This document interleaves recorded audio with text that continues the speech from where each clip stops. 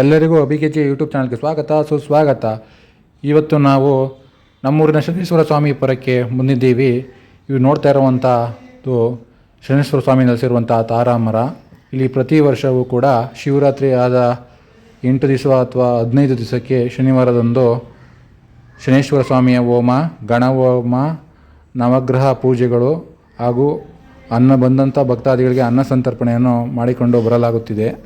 ದೇವಾಲಯಕ್ಕೆ ಬಂದು ಪೂಜೆ ಮಾಡಿಸಿ ತಮ್ಮ ಕೋರಿಕೆಗಳನ್ನು ಸ್ವಾಮಿಯಲ್ಲಿ ಪ್ರಾರ್ಥಿಸಿಕೊಂಡರೆ ಸ್ವಾಮಿಯು ಕರುಣಿಸುತ್ತಾನೆ ಎಂಬ ನಂಬಿಕೆಯೂ ಇದೆ ಹಾಗೂ ಅನೇಕ ಉದಾಹರಣೆಗಳು ಕೂಡ ಕಾಣಬಹುದು.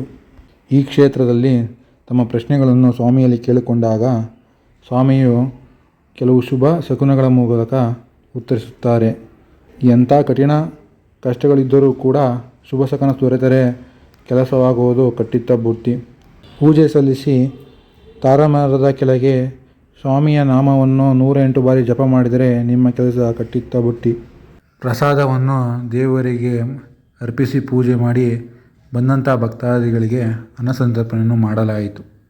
ನಿಮ್ಮ ಕಾರ್ಯಗಳು ಜಯವಾಗಬೇಕೆಂದರೆ ಈ ದೇವಾಲಯಕ್ಕೆ ಒಮ್ಮೆ ಭೇಟಿ ಕೊಟ್ಟು ನೀವೇ ನಿಮ್ಮ ಅದೃಷ್ಟವನ್ನು ಪರೀಕ್ಷಿಸಿಕೊಳ್ಳಿ. ಭಗವಂತ ಎಲ್ಲರಿಗೂ ಒಳ್ಳೆಯದನ್ನು ಮಾಡಲಿ. ಓಂ ನಮಃ ಶಿವಾಯ.